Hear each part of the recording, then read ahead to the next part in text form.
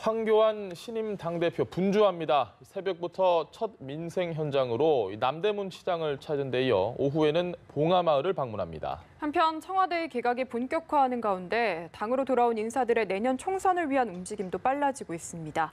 차재원 부산가톨릭대 교수, 이경수 전 새누리당 부대변인과 함께 관련 내용 짚어보겠습니다. 안녕하십니까? 네, 안녕하십니까? 오셨습니까? 자, 말씀드린 대로 황교안 대표 바쁜 일정 소화하고 있습니다. 남대문 시장 찾은 건 그렇다 치고 오후에 봉하마을까지 방문을 해서 고 노무현 대통령 묘역을 참배한다. 일단 저희가 어떻게 좀 해석을 해야 될까요? 일단 뭐 민생과 통합의 행보로 봐야 되지 않을까요? 뭐 지금 수권을 꿈꾸고 있는 야당의 대표 입장에서는 당연하고 예정된 수순이 아닐까 하는 생각입니다. 향후 관건은 그러면 과연 민생을 위한다는 그런 행보 자체가 얼마만큼 진정성을 갖고 있느냐의 문제인데 향후 그러면 여러 가지 민생과 당리당략이 충돌될 때 과연 이 지금 당리당략을 제치고 민생을 먼저 앞세울 것인지 이를 지켜볼 필요가 있는데 이 대목과 관련해서 오늘 인터뷰가 어디 한 군데 신문에 실렸더라고요.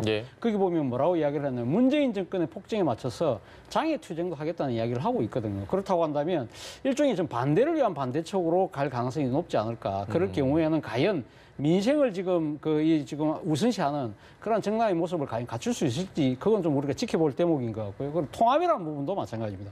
통합 당내 통합에 대해서도 지금 당내에서도 여러 가지 의견이 지금 흘러나오고 있는 거 아닙니까? 지금 뭐 황교안 대표가 지금 처음으로 한 인사 자체가 상당히 일종에 보면 친박으로 좀 너무 많이 기울어진 것이 아니냐는 이야기가 나오고 있기 때문에 과연 통합이라는 것도 끝까지 진정성 있는 조치가 실현되는지를 보아야만 아마 진정한 평가가 내려지지 않을까 생각이 듭니다. 알겠습니다. 지금 당내에서 또 해결해야 할 문제가 이종명 의원 제명안 또 해야 되고요. 그리고 두 의원에 대한 거취도 결정을 해야 하는데 오늘 의원총회에서는 일단 다뤄지지 않은 것 같습니다. 좀 미뤄지는 거라고 봐야 될까요? 네네. 이제 일단 첫 번째 이유는 김영종 당윤리위원장 사퇴를 하셨어요. 김영종 저희 당윤리위원장은 이제 지난 김병준 비대위 체제에서 이제 임명되신 분인데 아마 이제 좀 심적 고통을 좀 느끼셨겠죠. 그래서 사퇴를 하다 보니까 두 분, 그러니까 김진태 의원하고 김순예 최고위원을 징계를 결정을 해야 되는데 위원장이 없었기 때문에 이게 이제 징계를 결정하기가 쉽지가 않은 상태입니다. 그렇기 때문에 형평성에 맞춰서 세 분이 이제 동일한 어떤 형태에서 징계안이 상정되어 있는 거기 때문에 어느 한 분 징계하고 나머지 두 분은 또 새롭게 윤리위원장이 임명될 때까지 기다릴 수는 없고 했기 때문에 아마 황교안 대표 입장에서 볼 때는 세 분을 한꺼번에 징계가 이제 윤리위원장이 확정되면은 그때 가서 이제 아마 징계안을 처리할 것으로 보여지기 때문에 좀 늦어지는 것 같습니다. 윤리위원장 새로 빨리 뽑아야 되는데 이 부분도 지금 사실 속도 내기 쉬운 상황은 아닌 것 같고 언제 또 윤리위 원장 선임해서 언제 다시 또 논의해서 이걸 또 언제 의원총회에서 사실 시간이 상당히 오래 걸릴 것 같은데. 그렇죠. 지금 뭐 황교안 신임 대표가 지금 5.18 망언 의원과 징계에 관련해서 윤리위 결정에 맡기겠다고 이야기했는데 정작 윤리위원장은 사퇴해버렸어요. 일종의 그러니까 지금 징계를 둘러싸고 윤리위와 당 지도부가 좀 핑퐁 게임을 하는 듯한 그런 모습인데 그렇다고 한다면 지금 신임 지도부가 새로운 윤리위원장을 빨리 모셔와야 되거든요. 그런데 아마 제 생각에는 좀 모셔오기가 그렇게 쉽지는 않을 것 같습니다. 상당히 독립적이고 중립적인 객관적인 인사를 찾는 것 자체가 당장 힘들 것이고 문제는 이 신임 지도부가 이 징계에 대한 원칙 자체 나름대로의 어떠한 방향성을 분명히 지금 드러내고 있지 않기 때문에 이 외부에 있는 인사들 중에 당윤리위원장에 좀 들어와 주십시오 이럴 때 사실 아마 이 결정하기가 쉽지 않을 것 같아요. 내가 지금 나는 이렇게 생각을 하고 있는데 내가 섣불리 있는 결정을 했을 때 당 지도부하고 부딪힐 경우 이런 부분도 고민하지 않겠습니까? 지금 당 지도부가 이 그러니까 5.18 망언 의원들에 대한 이 지금 태도가 분명치 않기 때문에 누가 지금 선뜻 응할 수가 없는 상황이다. 그렇다고 한다면 아마 이걸 핑계로 해서 당 지도부는 조금 시간을 차일피일 미루면서 아마 조금 뉴스의 관심도가 떨어지기를 기다릴 가능성도 있다. 뭐 어떻게 보면 트럼프 대통령이 잘 쓰는 말 중에 하나가 있지 않습니까? 웨이den시 좀 지켜보자는 태도로 갈 가능성이 높은데 문제는 5월달이 제깍제깍 오고 있다는 겁니다. 5월달은 또 5.18 강주 민주화 운동에 대한 여러 가지 또 전국의 상황이 또 돌변할 수 있기 때문에 제 생각에는 이 지금 그 자유한국당 입장에서는 빨리 서둘러서 이 부분에서 이 지금 이 매듭을 지을 필요가 있지 않나 생각이 듭니다. 말씀하신 대로 이게 시간을 끈다고 해서 뭔가 사그라들 문제는 아니거든요. 황 대표가 어떻게 해야 된다고 보십니까? 일단 황교안 대표가 사실은 정치를 오랫동안 하신 분이 아니거든요. 네.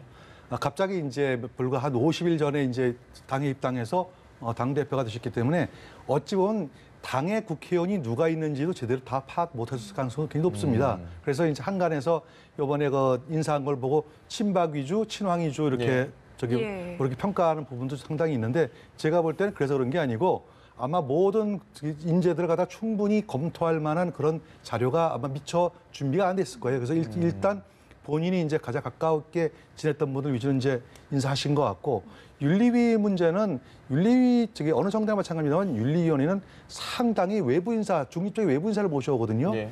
외부 인사를 모셔오는 작업이기 때문에 이 외부 인사 모셔오는 게 참 적임자 찾내기 쉽지도 않고, 네, 또 이제 또 야당이다 보니까 또 오시려고 하시는 분들이 또 쉽게 또 발걸음 하시기도 쉽지 않을 것 같고 그런 차원이기 때문에 제가 볼 때 황교안 대표가 일부러 이것을 갖다 늦춘다고 생각하지는 않습니다. 아마 충분히 시간을 가지고 모셔오려고 하고 있는 거고 다만 이제 고민을 한 가지 이런 거 고민이 있을 것 같아요. 이제 어떤 고민이 있냐면은 이번에 이제 야당 그 방문했을 때 이제 5.18 문제 가지고 설전이 잠깐 있었지 않습니까? 예. 그런 것처럼 사실은 아직까지도 국민 일각에서는 5.18 민주화, 광주 민주화 운동 그 자체가 부정한 사람 한 분도 없을 거예요. 네. 예를 들어 가지고 부마 사태에 의해서 11.6이 났고 그 다음에 12.12 군사 반란에 대항해서 이제 5.18 광주 민주화 운동이 벌어졌고 그 이후에 60 민주항제까지 일련의 민주화 과정이 쭉 이어져야 됐습니까? 그렇다면 일련의 역사 속에서 광주 민주화 운동 자체를 갖다 부정하는 분은 한 분도 안 계시는데 다만 이제 유공자 선정 과정 중에서 조금 어떤 분들이 약간 이제 뭐 문제가 있다는 의혹이 좀 이기는 건 사실이에요. 왜냐하면은 독립 유공자들 가운데에서도 얼마 전에 언론에 보도된 거 보니까 추후에 조사를 해보니까 약간 40여 분이 가짜로 판명을 해가지고 서울을 취소하는 경우도 있다 그래요.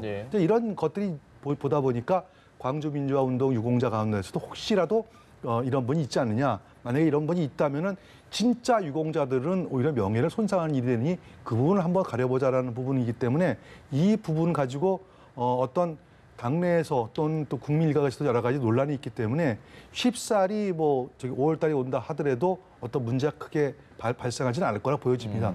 다만 이제 황교안 대표의 가장 근본적인 입장은 뭐냐면은 정확하게 윤리위원회에서 빨리 모셔서 윤리위에서 결정한 부분을 최고위원회에서 전혀 이의달지 않고 그대로 집행하겠다는 겁니다. 한간에 이런 말씀이 있어요. 김순례 의원이 최고위원이기 때문에 혹시 본인 혹시 뭐 그걸 반대하는 게 아니라 그러는데 당원당규에 하면은 최고위원이라 할지라도 본인의 관련 문제가 되면은 그분은 의결권이 없습니다. 그러니까 이제 그 부분은 뭐 걱정하셔야 될 것 같습니다. 알겠습니다. 인사 관련해서 아까 인선 잠깐 얘기해 주셨는데 황교안 대표가 그냥 본인 잘 아는 분 위주로 꾸리다 보니까 그렇게 됐을 것이다라고 얘기해 주셨는데 동의하십니까? 저는 뭐 이 황교안 대표가 통합이라고 쓰고 아마 지금 거의 좀 친박으로 읽은 것이 아닐까라는 생각이 듭니다.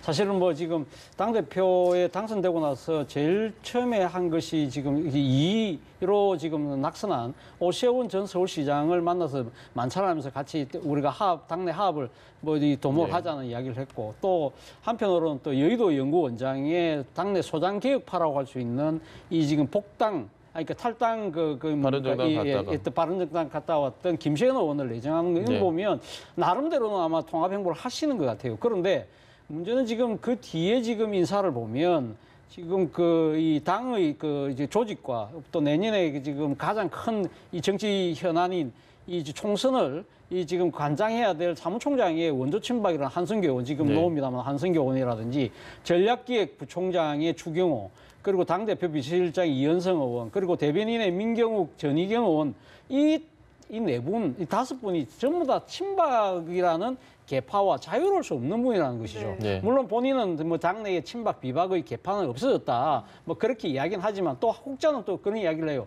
아마 당대표가 되고 나서 소위 말하는 새로운 친한계를 구축하는 것이 아니냐는 이야기를 하지만 어쨌든 당내에서 지금 황교안 대표의 그런 인사를 보면서 상당히 어느 특정 계파에 치우쳐지는 측면이 있다. 그런 측면에서 우려의 목소리가 나오고 있다. 또 한편으로는 이것이 결국은 내년 총선에서 도로 친박당의 또는 그런 정치적인 논란에 휩싸이는 것이 아닐까? 그렇다고 한다면 내년 총선에서 문재인 정권 심판론을 들고 나가야 되는데 도로 박근혜 정부의 국정농단에 대한 책임론으로 휩싸일 가능성도 있다는 우려도 있는 것 같습니다.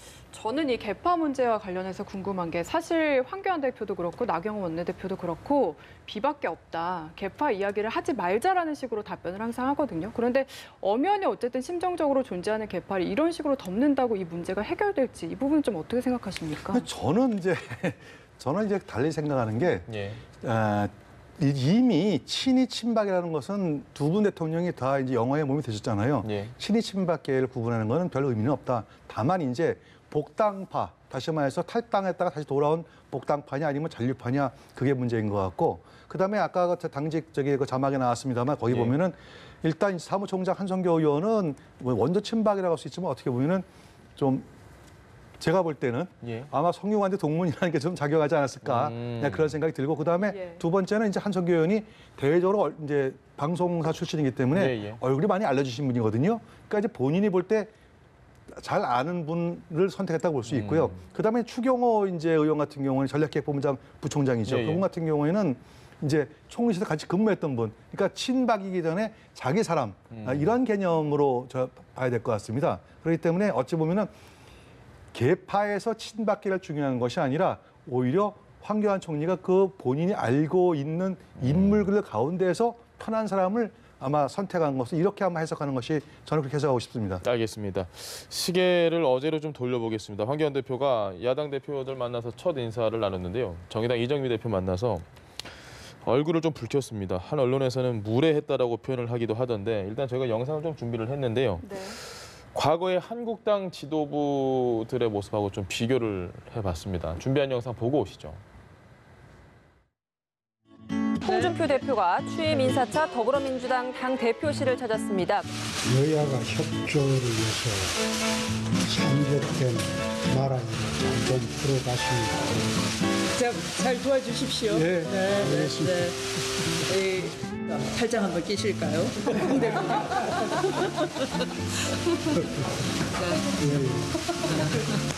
이렇게 좀 적극적으로. 이렇게 한번 해주시면. 하자는 대로 하겠습니다.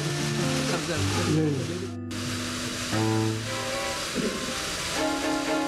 자주 뵙고 부탁 말씀도 드리고 또 지도도 부탁드리고 네. 기대가 큽니다.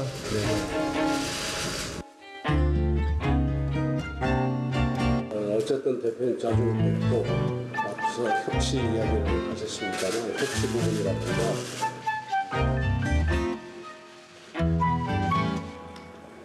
김경수 지사 댓글 조작 사건에 대해서 지금 당에서는 어떻게 하고 계세요? 그건 무슨 말씀이십니까? 아니, 김경수 지금 지사. 재판 중에 있지 않습니까? 그 부분에 관해서는 입장이 어떠신지. 정의당을 처음 찾아오셔서 드루킹 사건을 여기서 말씀하시는 것은 참 저로서는 놀랍습니다. 아니, 그건 이 당에 대해서 얘기하는 게 아니고 그것이 우리가 지금 아니라 같이 해야 할 일들이 많이 있다. 같이 해야 될 일 중에 그 사건을 집어서 말씀하신 것은 저로서는 참 부담스럽습니다. 지금 이제 큰 현안이죠. 그래서 그렇게 하겠습니다. 젠센트인 여의도공원을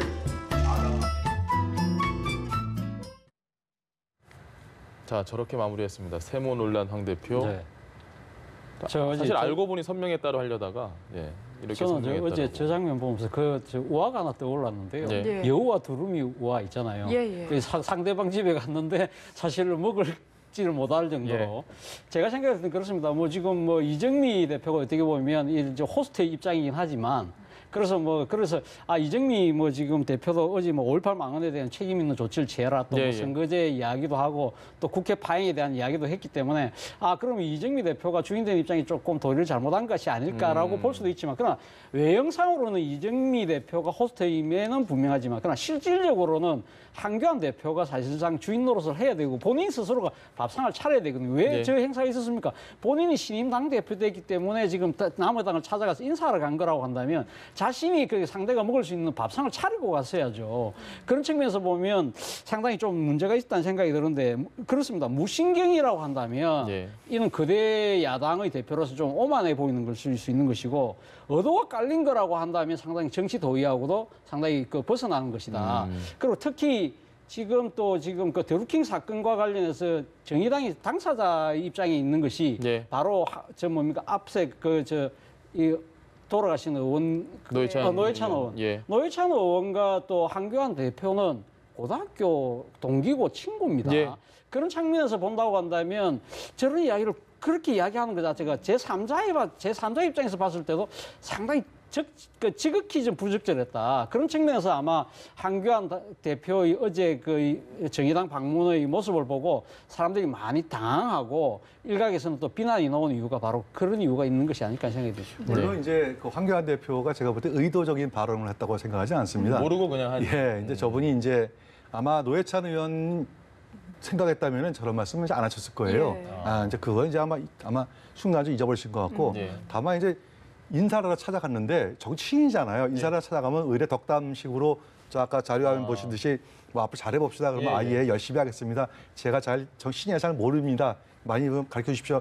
이렇게 나올 텐데 이정미 대표가 느닷없이 5.18 얘기하고 그다음에 선거제 얘기하고 그러니까 황교안 대표 입장에서 볼 때는 더군다나 5.18 문제를 어떻게 얘기했냐면은 그 당 3명 의원들 빨리 징계해야 되는 거 아닙니까? 이런 식으로 물어보셨어요. 상견례 자리에. 그럼 남의 당 의원을 갖다가 빨리 정리하라는 것은 그거는 주인이 굉장히 실수하시는 거죠. 그거는 그런 상태이기 때문에 아마 황교안 대표가 순간적으로 이제 좀 화가 나신 것 같아요. 화가 나셔서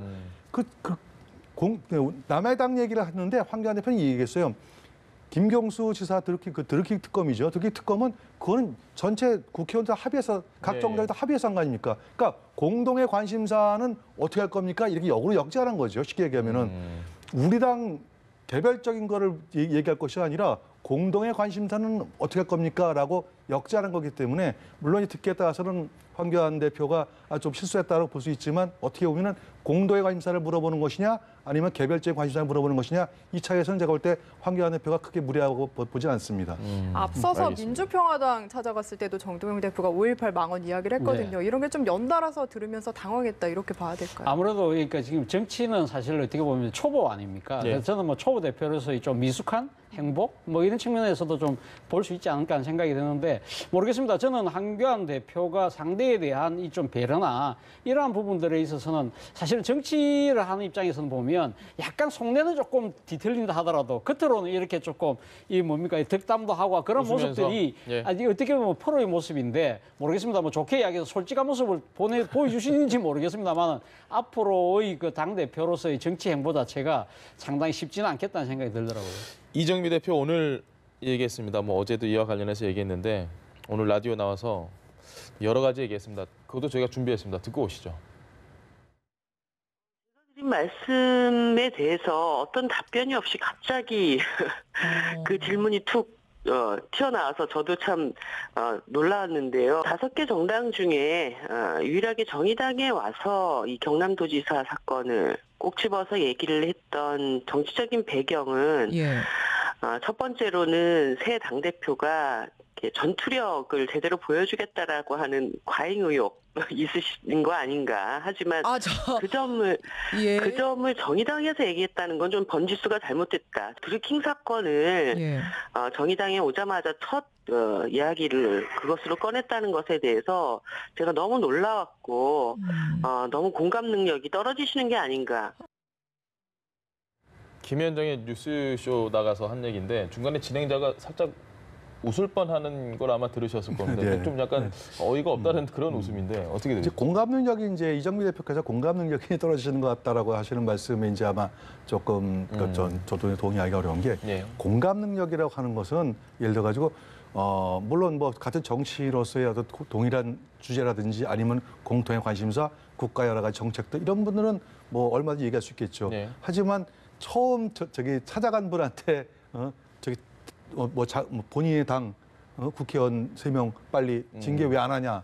이건 제가 볼 때는 오히려 거꾸로 무리한 거 아닌가요? 그래서 본인의 무리함은 생각 안 하시고 예. 일방적으로 찾아온 손님에게 손님이 잘못했다고 하시는 것은 제가 동의하기 좀 어렵습니다. 알겠습니다. 네, 어쨌든 황 대표가 이렇게 어제는 참 곤란한 상황이었는데 오늘 여야 대선 주자 선호도 여론조사에서는 웃었습니다. 1위를 차지를 했고 이게 1월 때보다 0.8%포인트 상승도 했고 또 2위 유시민 이사장과 격차도 오차 범위 밖으로 벗어나서 확실한 1위를 차지를 했거든요. 이건 좀 어떻게 의미 봐야 될까요? 아무래도 뭐 이번에 전당대회를 통해서 이게 그 한교안 이 새로운 당 대표가 새로운 정치인으로서 주목을 받고 있는 것이죠. 네. 일종의 컨벤션 효과의 저는 효과라는 생각이 들고요. 아무래도 앞서도 제가 말씀드린 대로 그러니까 지금 그 계속 뭐 한 몇 주 동안 한교안이라는 이름 석자가 상당히 정치권에 큰 화제를 몰고 다녔기 때문에 이 지금 이 그 한국당의 지지층이 아닌 사람들, 일반 네. 국민들 중에서도 아마 한교안을 주목하는 이 주목도가 좀 높아진 것 같아요. 그런 측면에서 상당히 높아졌는데 문제는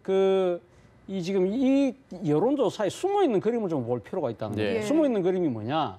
지금 전체적으로 보면 범보수 후보와 예. 범진보 후보 간의 지지율 이 추이를 보면 지금 이 1월 달에 비해서 범보수 후보, 그러니까 저기 지금 한교안 후보를 포함하는 뭐 예를 들면 오세훈, 홍준표, 유승민 이런 범보수 후보들의 지지율이 36.7%로 1월 달에 비해서 3.2% 하락했어요. 그런데 반면에 범진보 후보, 예를 들면 앞서 이야기하신 유시민, 이낙연 뭐 등등 이 범진보 후보들은 오히려 2.6% 상승했어요. 예. 그렇다고 한다면 만약에 이 내년 대선, 차후 대선이 1대1 구도로 간다고 한다면 결코 이제 범보수 진영에서는 박수만 치고 있을 상황은 아니다. 그리고 특히 지금 한교안 후보의 지지층들 보면 지지층이라고 기반이라고 할 수 있는데 영남, 예. 그리고 또 한국당 지지층, 보수층에서는 오히려 한교안 후보의 지지율이 빠졌어요. 그렇다고 앞서 제가 말씀드린 대로 지금 이 새로운 좀 신상품 효과를 할까요? 일반 국민들 입장에서는 한교안은 새로운 인물이 등장해서 지금 보수층도 아니고 정치에 약간 무관심한 분들이 지금 아마 한교안이라는 새 상품에 조금 주목해서 올라간 그런 측면 이런 부분들을 잘 감안을 해야 되지 않을까? 자칫 지금 한교안 후보가 이 지지율이 갖고 있는 착시에 대해서 나름대로 이 과대평가를 한다면 상당히 앞으로 향후 행보에도 그렇게 좋지만 않을 것이다. 아마 이 숨어있는 뜻을 잘 살펴볼 필요가 있지 않나 생각이 듭니다.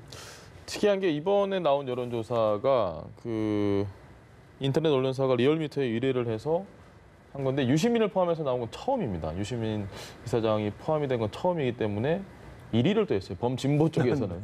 그 부분도 좀 눈여겨봐야 될 것 같은데요. 아니 근데 유시민 이사장님이죠. 그 작가 예. 유시민 이사장 방송을 통해 가지고 국민에 굉장히 친숙하고 특히 젊은 층들한테 그 좋은 호감을 얻은 좋은 자원이에요. 근데 본인이 말씀하셨잖아요. 빼달라고 저는 정치 예. 안 하겠다. 빼달라고 하는데 그걸 굳이 넣는 이유는 저는 좀 잘 모르겠어요. 아마 이제 어떤 이유가 있겠죠. 그거는 그거지만 아까 차 교수님께서 말씀하신 의미를 저도 이제 굉장히 중요해 보거든요.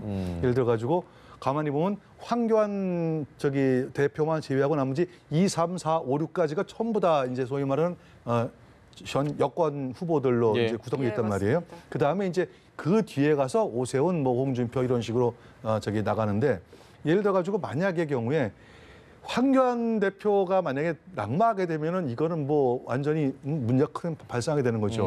이 점을 아마 자유한국당이나 보수 유권자들은 생각하셔야 될 부분이 있고 그다음에 중요한 거는 이게 이제 아직까지는 이건 선호도거든요. 네. 선호도기 때문에 컨벤션 효과라든지 아니면은 과거 보수 후보가 갖고 있는 어떤 품격 예. 그런 것들 황교안 대표에게 상당히 많은 점수를 주신 것 같아요. 다만 이제 문제는 아직은 이제 때가 아닙니다만 정작 중요한 여론조사는 1대1 구도 여론조사를 해봐야 됩니다. 예를 들어가지고 황교안 대 유시민, 황교안 대 이낙연, 황교안 대 이재명 이런 식으로 해서 비교했을 때도 과연 우위가 나오는지 예. 그렇다면 확고한 지지세가 맞다고 보여집니다. 알겠습니다. 네, 그러면 이제 임박한 청와대 개각 이야기도 해보겠습니다. 지금 우상호, 박영선, 진혁 의원까지 여권의 중진 의원들이 많이 거론이 되고 있는데 이번 개각의 의미 어떻게 평가할 수 있을까요? 아무래도 집권 3년 차를 맞이해서 일단 새로운 좀 분위기 쇄신을 해야 되겠다는 아마 의지가 깔려 있는 것이 아닐까 하는 생각입니다. 사실 예. 지난 연말에 부터 시작됐던 김태우 전 수사관의 비리 그 의혹 제기부터 시작해 손혜원 의원 논란까지 여건발 이런 여러 가지 악재들이 많았잖아요. 그렇기 때문에 문재인 대통령 입장에서는 아마 이 집권 3년 차를 맞아 성과를 내야 되기 때문에 아마 분위기를 쇄신해야 되겠다. 그래서 만약에 성과를 낸다고 한다면 좀 일을 제대로 일만 딱 집중할 수 있는 사람을 해야 되겠다. 그렇기 때문에 지역구 지금 의원을 겸직하고 있는 지금 그 의원들은 일단 당으로 돌려보내는 그러한 것인데 그렇다고 한다면 박영선, 진영, 우상호 의원들, 지역구 의원들은 그럼 왜 들이느냐?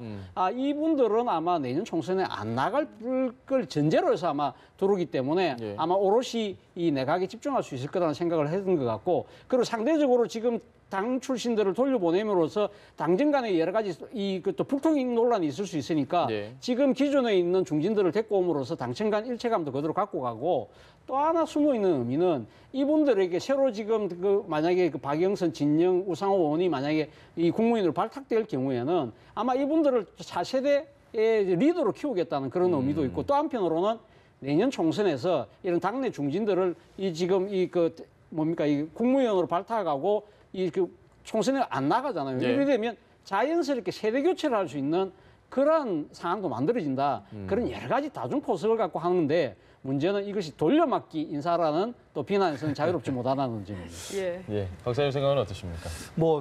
저도 이제 의견이 상당히 이제 동의하는 바이고요. 다만 이제 그 중에 또 한 가지 제가 첨언을 한다면은 친정 체제를 강화한다는 거 보여집니다. 왜냐하면 이제 대통령 임기 중에 총선은 거의 딱 한 번밖에 없거든요. 두 번이 거의 없습니다. 대부분 한 번밖에 없는데 이번 한 번 있는 이번 총선에서 적극적으로 본인의 친위 부대들을 내보내서 국회를 장악을 해야 집권 후반기를 안정적으로 구축할 수 있다는 그런 계산이 또 깔려 있을 것 같습니다. 예를 들어 가지고 차 교수님은 전문가들을 많이 포함시켰다 그러는데 사실은 정치인들도 물론 전문가일 수 있겠지만 행정 입장에서 볼 때 행정 전문가라 보기는 어렵거든요. 그럼에도 불구하고 진영, 우상호, 박영선 의원을 불러들이고 그 자리에 아마 지금 거론되고 있는 봐서는 뭐 임종석 비서실장이라든지 권혁기 춘추관장이라든지 이런 측근 인사들을 집중적으로 배치하겠다는 그런 의도인 것 같아요. 그렇다면 이거는 친정체제 구축이다. 이렇게 해석할 수 있겠습니다. 장하성 주중대사 내정자에 대해서는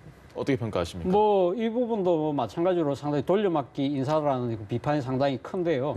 저는 그 부분에서 그 비판에서 청와대가 자유로울 수는 없다고 봅니다.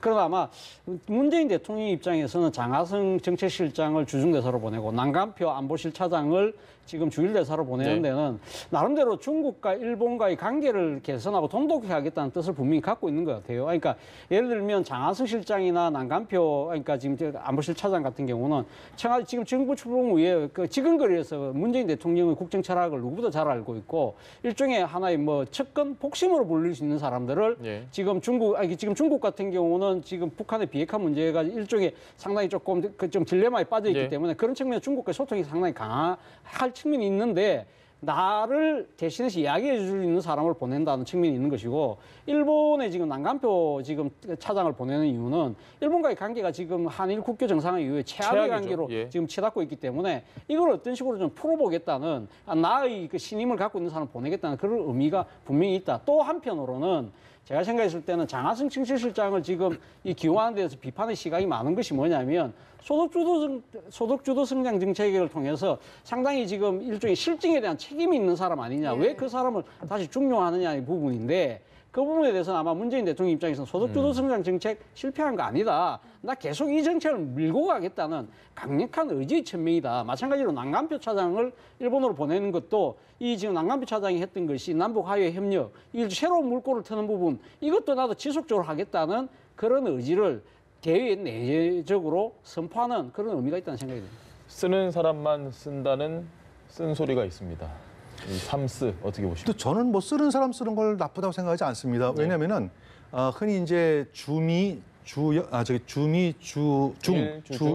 그다음에 주러 이 4개의 대사를 장관급으로 보거든요. 직급 장관급으로 봅니다. 장관급으로 보는데 그 중에서 이제 가장 핵심은 주미대사하고 주중대사예요. 그러니까 주중대사 같은 경우에는 가장 중요한 특히 중국이라는 이제 문화를 보시면 아시겠습니다만 이 중국말로 써도 될지 모르겠습니다만 관시라고 하거든요. 관계. 관계가 제일 중요합니다. 외교에서. 중국 주중대사의 역할은 사실은 관시를 어떻게 잘 구축하냐 문제이기 때문에 그럴 경우에는 대통령의 최측근 인사를 보내는 것이 관리였습니다. 어떤 직업에 관한 그런 문제가 아닌 것이죠.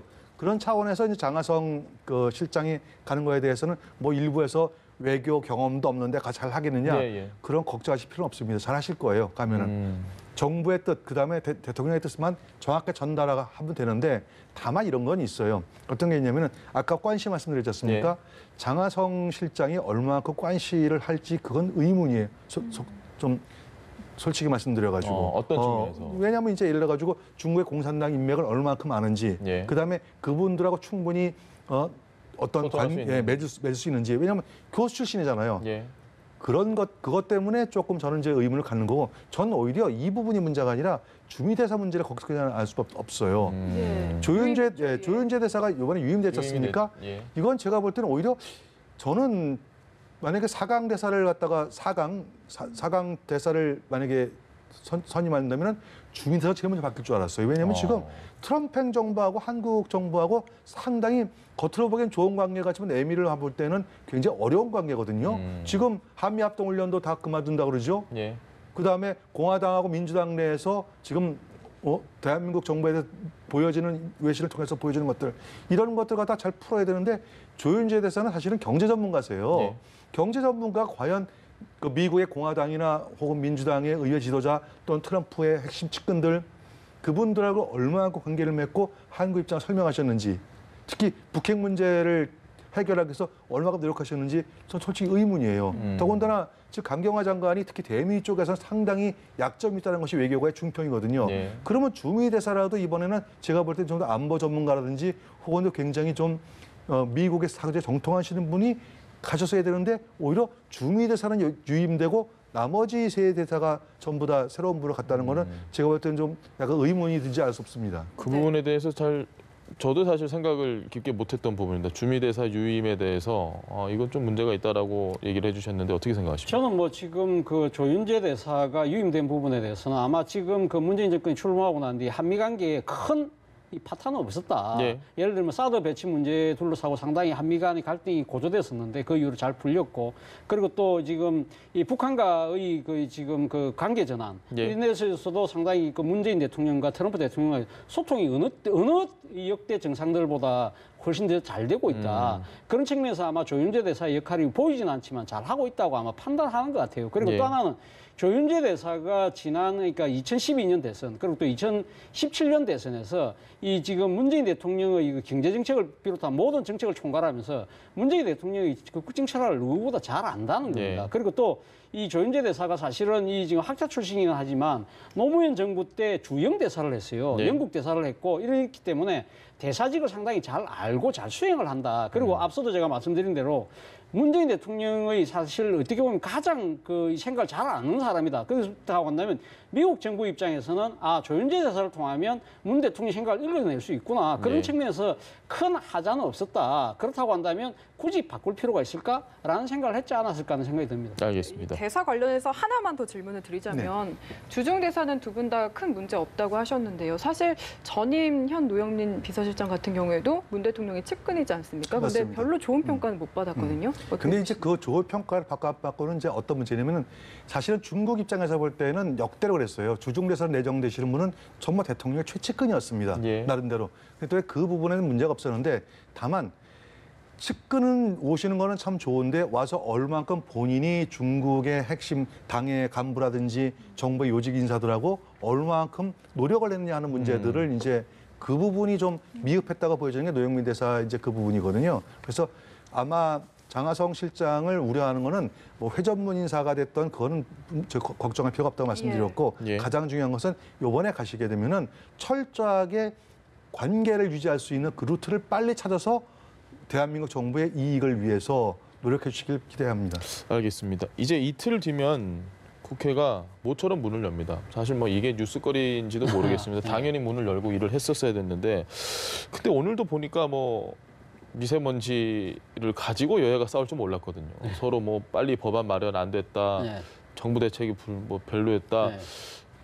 정말 이게 잘 될까 좀 의구심이 듭니다. 그러게요. 어제 사실 저는 뭐 국회 정상화된 부분에 대해서 저는 뭐 나경원 자유한국당 원내대표의 이제 통큰 결단이라는 생각이 듭니다. 예. 원래 지금 자유한국당에 있어서 내걸었던 조건이 지금 3가지였지 않습니까? 그 중에서 딱 하나로 압축을 해서 손혜원 의원에 대한 이 지금 국정조사였는데 그것마저 여당이 받지 않았지만 그러나 국회로 복귀하겠다는 부분 저는 뭐 이 지금 이게 지켜보는 시민의 입장에서는 박수를 보내고 싶은데 문제는 이런 식의 그러니까 국회는 소집이 됐고 열리긴 하지만 문제는 지금 이 의사 일정에 대한 여야 간 교섭단체가 합의가 돼야 되는데 그 부분이 과연 될 거지 하는 부분인데 서로가 지금 다 당리당략이 지금 집착하고 있는 것 같아요. 지금 뭐 국민들은 지금 미세먼지다, 그리고 또 최저임금이다, 또 탄력 근로제다, 또 유치원 부분이다, 이런 부분들에 대해서 다 지금 아우성인데 여기 좀 기울일 필요가 있지 않을까. 저는 뭐 이런 국민적 비난과 이 압력이 상당히 강하기 때문에 지금 당장 자신들의 입장에서 강하게 목소리를 내지만